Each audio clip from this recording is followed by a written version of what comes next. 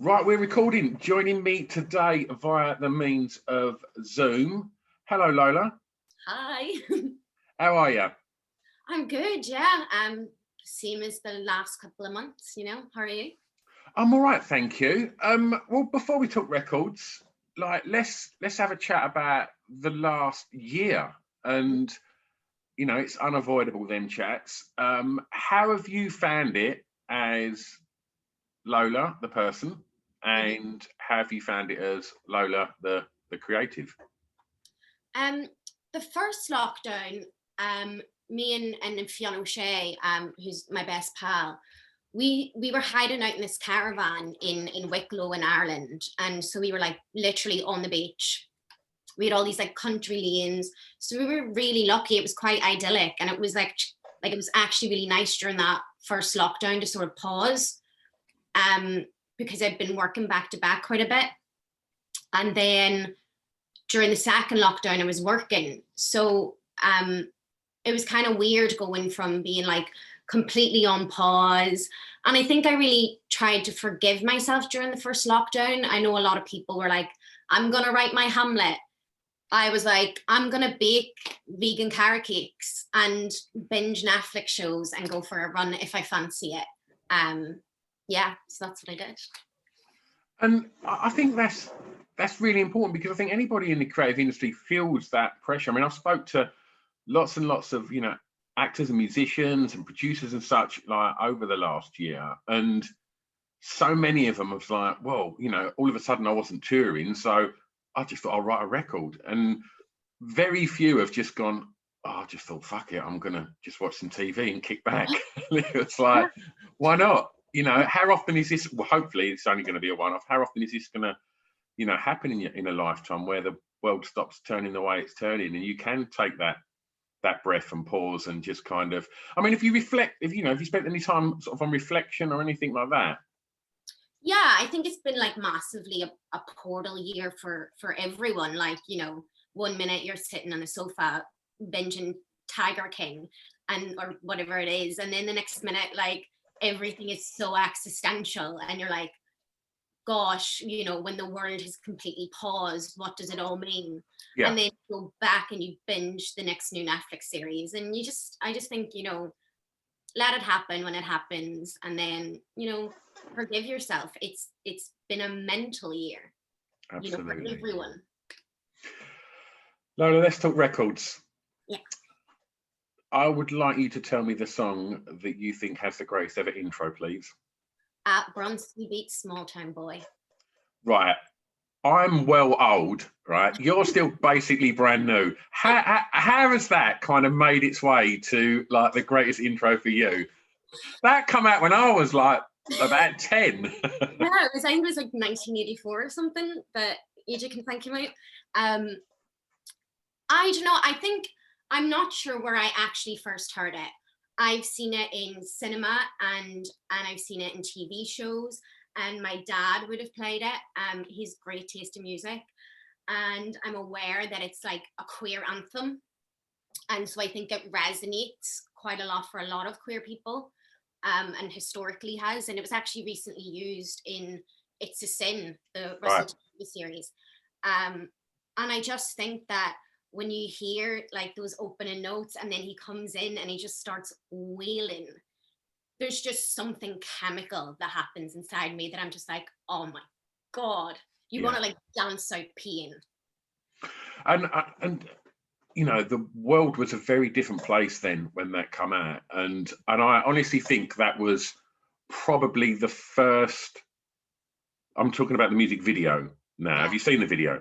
Yeah. So that video for me, as like 10 or 11, however old I was, I'd never really experienced queer culture in any way, shape or form. Yeah.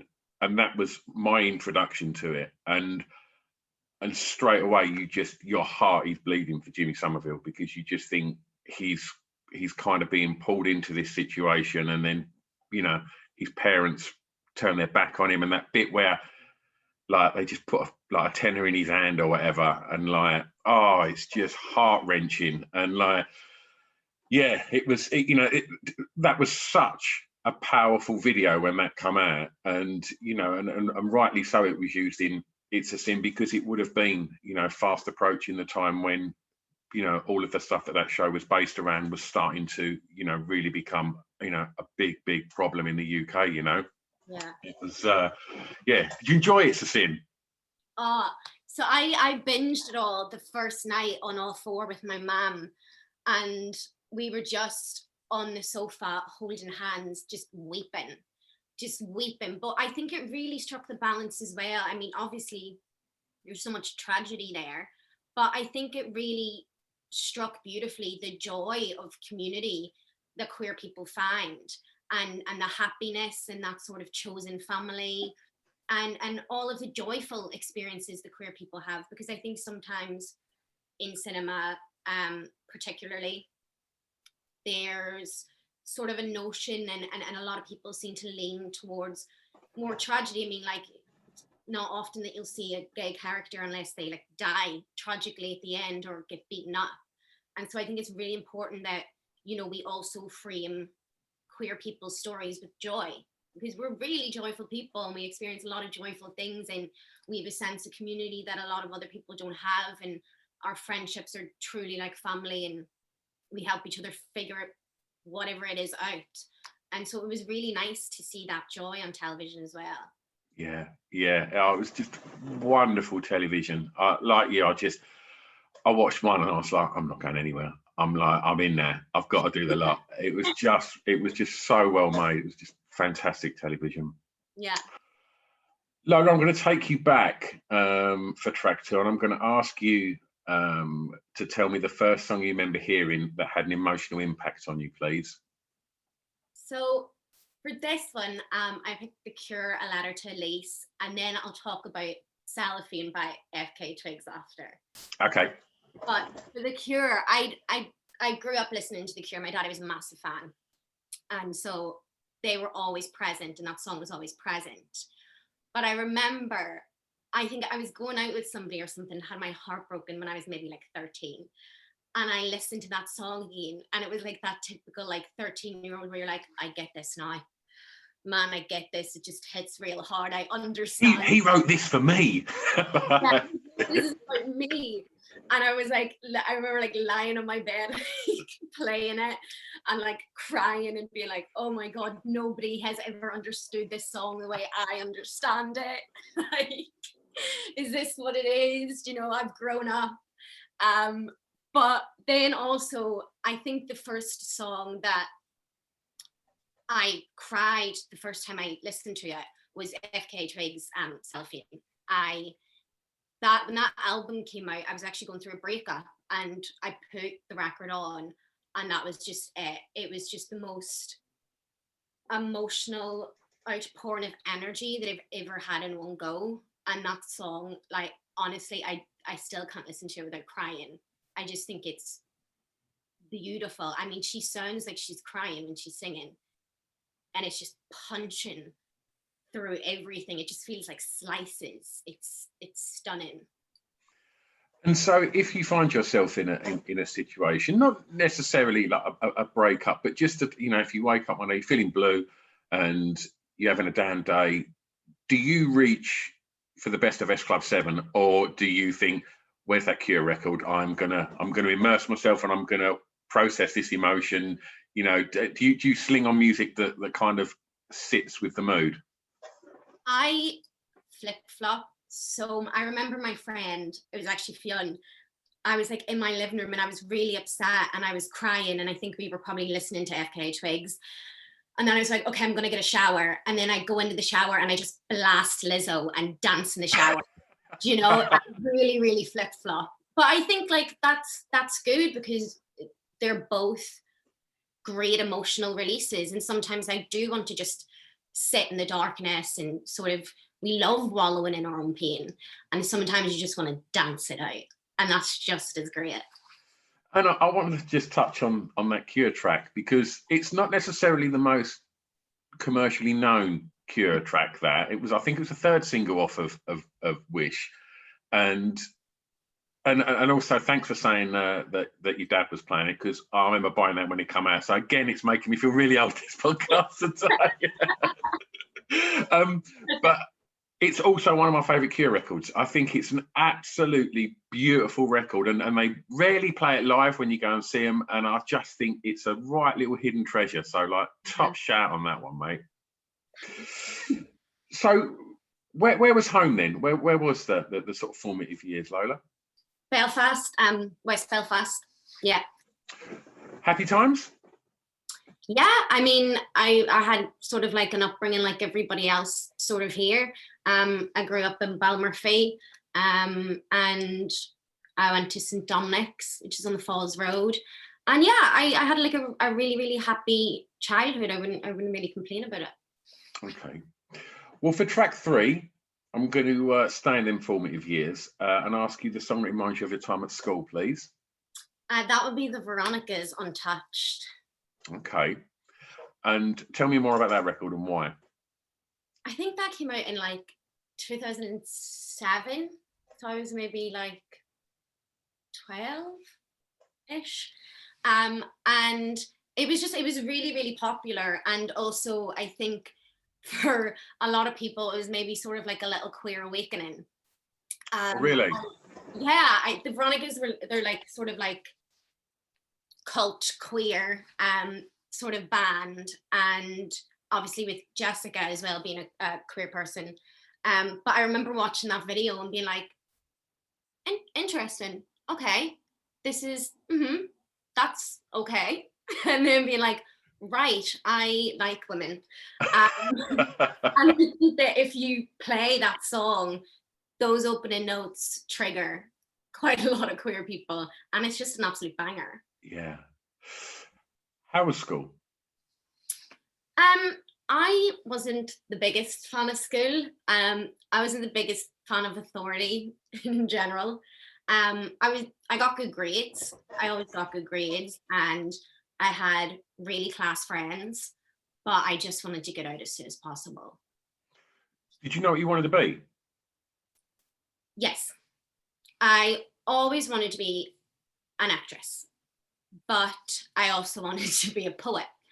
And when I was applying for universities, initially I didn't apply for drama school because I was afraid that they were going to say no. So I actually applied for English and creative writing. And then my friend Anthony basically gave me a kick up the hole, and I applied for Royal Welsh, and then that was it. Was the creative side of what you wanted to do, was that encouraged by teachers? I wouldn't say by certain teachers. There were 1 or 2 teachers in school that I adored, that were really, really nourishing. But we had STEM subjects pushing us a lot, and I think to a certain extent I get it. Like, we were a working class Catholic girls' school in West Belfast, and they wanted to push people into science and technology and engineering and maths, and that's great. But I was never going to do that. And I think that, I'm not sure that it was acting definitely wasn't nourished in school, but I had a great relationship with like my English teachers and stuff. In regards to your chosen path, it's something that that sees a lot of eyes on you. Would you say you're a confident person? No, I'm incredibly anxious. I've had terrible anxiety since I was about 13. I got diagnosed with it when I was about 13, when I started having panic attacks. And I suppose I'm like confident in that. I don't know. I'm an incredibly anxious person. I find like even going into shops, I like rehearse asking for a tin of Sprite. Really, I shouldn't laugh. Sorry, I shouldn't laugh. That's terrible. But are you confident in your abilities though when you get on set? Oh yeah. Is that something like where the confidence, is there? It's like, look, I know what I'm doing here, and Without a doubt, absolutely. I think as well, I look quite young. I'm like aware that I play teenagers, but I'm a 25-year-old woman, and I think sometimes I have to talk very directly so that people don't talk to me like I'm 15 just because I look like that, you know? Yeah. And also in regards to the sort of the career path that you've chosen, aside from confidence, I'm always interested in people's drive. Would you say you're very driven? Yeah, 100%. 100%. Always been driven? Yeah. I like, if I have my mind set to something, I'm gonna do that. And I think that just comes from my parents. Like, they were just like, it was never a question to them whether I could or couldn't do it. They had always said that I would. And so probably just had like a inflated sense of belief because of that. I mean, what more could you ask from parents? That's great, right? They're the best. Last track really in the formative years, and for track 4, I'm going to ask you to tell me the first song you remember buying from a record shop, please. So the first record that I went and physically bought in a shop was a vinyl of Bob Dylan's Bring It All Back Home. And I was obsessed with Maggie's Farm. It really reminds me of my friend Anto, actually, because I think that we heard it. I think I heard it for the first time. There was this vintage shop in Belfast called Big Bang. And if you went upstairs, they had all these secondhand vinyls and lots of books, and they had a sofa. And you were allowed to go up and put on a vinyl, and you could just like leaf through the books and look at everything and talk. And so we used to go and do that. And I think I remember hearing Maggie's Farm playing there with my friend Anto and Connor. And Connor started like singing it, and we were like dancing around the clothes. So then I went and bought that album. I mean, Lola, this is the one where people generally say something really embarrassing, and you've just knocked it out the cool park with that one. Fucking hell, Bob Dylan, like first record on vinyl from a vintage shop. Don't get any cooler than that. So, I mean, you also said that you was interested in poetry and stuff. So was that something that that kind of attracted you to sort of Dylan and what he does as well? Massively. I mean, I remember having like notebooks, and like my school planner was just like covered in Bob Dylan quotes and pictures. And my friend made me like a Bob Dylan bracelet from these beads. I was obsessed. Still am. But I remember somebody telling me he wrote "It's All Right, Ma" when he was like 23. And I was like, what the fuck? We're just spoiled for everybody else, man. I'm never gonna like, I'm past 23 now. I'm never gonna write something like that. Fuck off. Stop it. Oh dear. I mean, just talking records as well. It sounds like your folks have got great taste. What, aside from the Cure, what other sort of records were on in the house growing up, and was there always music on in the house growing up? Yeah, my daddy's obsessed with music, and he has such a varied music taste. And so like everything was played growing up. We played a lot of like Kylie Minogue, and then he would play the Cure and Oasis and the Stone Roses, and just a little bit of everything. And it was really nice. And I remember he used to go in when my daddy was like in work or whatever, and I would go in and I'd sneak some of his tapes and then like run into my room and play them. And then he'd go looking for the tapes, and I'd be sitting there like, not a clue. In fact, I stole one of his Cure tapes, and I found it recently in my childhood bedroom, like amongst stuff. Oh God. It was jammed in my old vinyl player, which you could also play tape on. And I found it jammed in there, and I was like, oh God, he's probably been looking at years. So that's probably been in there like 10 years. Yeah. Oh, brilliant.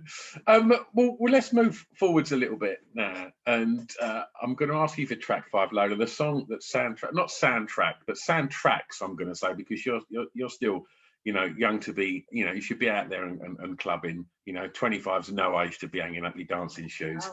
Oh. The song that soundtracked your years in Clubland, please, Lola. So I said Ariana Grande, Break Free.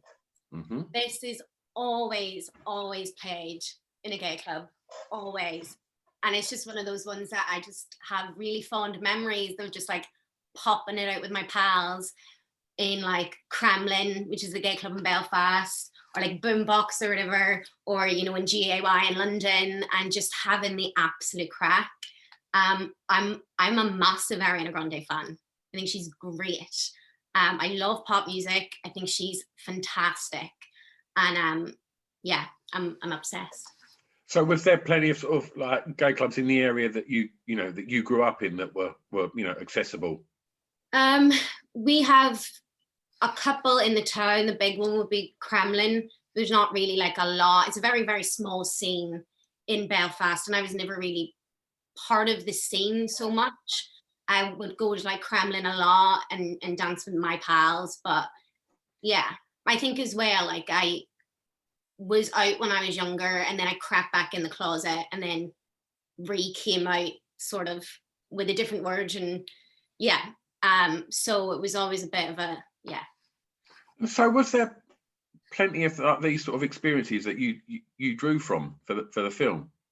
Oh, the film is sort of the thing that helped me come to terms with my sexuality. Really? Yeah.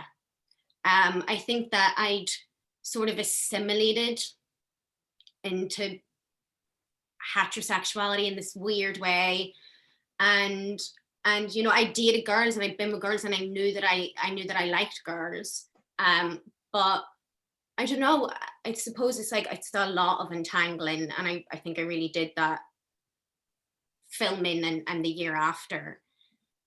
But compulsory heterosexuality is such a thing, and it's so easy to be drawn into it and sort of quieten your queerness. But definitely when I did the film, I realized I'd given Amber and her sexuality all this time and weight and space, and I hadn't done that for myself, and it was really tough. There was a lot of nights crying, trying to figure out what had happened and why, and there was just like an aching sense of like loss. And I'd lost all these years, and presented myself as something that wasn't authentic or true. And so yeah, I definitely think that dating Amber saved me in a wee way like that. And it's a beautiful film, Lola. An absolutely wonderful film. On a night out now, if you're going out clubbing, what do you want from a night out clubbing, Lola? I just want to mindlessly just like dance and shake it all the way. I love dancing. I'm the person that's like, come on out of the smoking area, let's just go and give it. I love dancing, even now, like in the supermarket, because there's no clubs. If I hear a tune, I'm going to dance up and down that breath. I'm going to take it where I can get it at the minute. Okay, well, look, let's take you home for track 6. A favourite song from an artist from your home county, please. So this is Pillow Queen's Liffey. Great shout, by the way. It could have been any Pillow Queen song. I'm obsessed with them. It could have been anything. I actually was on the phone to my friend Fionn, and we were just like going back and forth. And then I just settled on Liffey, because I mean the harmonies in it, the wailing guitar, like the cymbals, like it's stunning. The religious imagery, oh my gosh, they're so talented, and I've been such a big fan for such a long time. And so they released their debut album this year, and I've just had it on repeat since. So I suppose, have you seen them live yet, or is that? I guess it's still pretty. I guess no gigs have been happening anyway, have they? So that's. No, I've tickets to see their live stream at the end of this month, and then I've tickets to see them in the summer in Dublin. But whether or not it goes ahead, I mean, I hope it does. I'm so excited. But yeah. Oh, can you imagine how good, like I mean, I run a venue, that's a club and a live venue, and I just can't wait, just not just to DJ for my own reasons, but just whatever bands give out, whatever DJs give out, the crowd are going to just give it back in exactly the same. I'm 47 and I'm ridiculously excited about it, Lola. It's like filling me with the biggest smile, because can you imagine all of that energy. It's going to be, everybody's going to be the main character that night. And I can't wait. I can't wait to compliment every girl I see. I can't wait to argue with men in smoking areas. I can't wait to dance it out on the floor. I'm so excited. Did you say everyone's going to be the main character? Yeah. Oh, what a beautiful description. I love that. Lola, it's your last song, and you get to play tastemaker here. And I'm going to ask you to tell me a song that you think many may not know that you would like them to hear. So this song is by Magical Clouds, and it's a song called Downtown. And I just think it's beautiful. I just think that the first time I ever heard it, I fell in love with it. And it's a song that I can just hear the opening beat of it, and it just transports me right to a place. I think the soundscape, and it's gorgeous. Yeah, and they're not together anymore. I think they disbanded in like 2016 or something. They were together for a really short amount of time. But that whole album, Are You Alone, is great. And the track you've spoken about, are you if you hear a new record and you love it, are you one of them people that kind of thinks, right, I don't want to spoil this yet, I'm just going to kind of drip feed it to myself? Or are you kind of like me and just think, I like this, I'm going to listen to it 300 times in a row? Absolutely. I listen to it. Absolutely. I love making playlists, like it's like a little hobby. I like making playlists for other people. And I like making playlists for projects that I'm doing. And I like to make a playlist like a month, and then that's my playlist for the month and sort of my soundscape for that month. So like I love doing stuff like that. Play a song to death. It should be. You should grab every little ounce out of it. Yeah, and yeah, I guess. Well, I mean, you mentioned Spotify playlist there, and what we do also do is put a Spotify playlist together for this podcast, so people can go and listen to all of your choices, Lola. But you mentioned something, and you make a playlist together for work, and I'm always interested to ask actors, actresses about this. Like, do you do a playlist for just for something to listen to on the way to work, or do you create a playlist that you think the character would listen to? If it's for work, it's definitely for that world, for that person, for that world, for the relationships.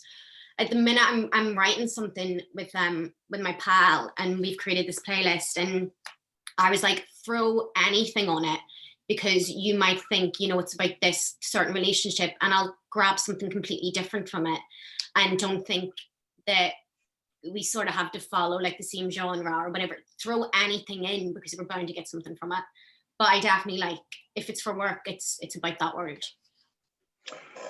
Lola, we're at the beginning of March in a year that everybody's hoping is going to see some significant change and a return to being able to hug randoms and just get back to lots of smiles and dancing and such.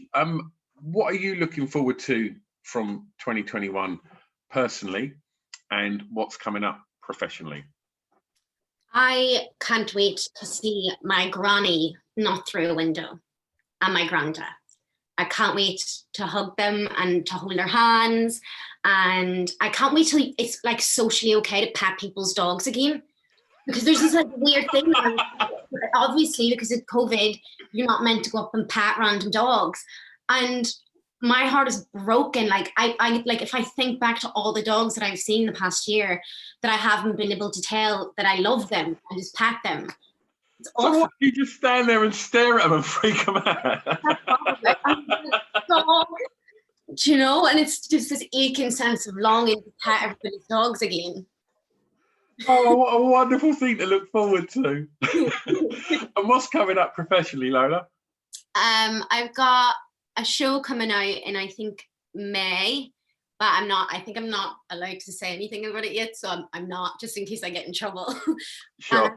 A show coming out probably towards the end of the year, and that's been released. That's Anne Boleyn for Channel 5. Wonderful. And obviously Bloodlands is on at the moment. Well, if people want to keep up to speed with everything you're doing, Lola, where's the best place to keep up? Probably Instagram. Post stuff on Instagram all the time. I love Instagram. Very Instagram active. Yeah. Lola, this has been an absolute joy. Thank you so much. It's so much fun. Thank you so much for your time, mate. Thank you, Paul. Enjoy the rest of your day. Thanks. Right, I'm going to just press stop on there, Lola.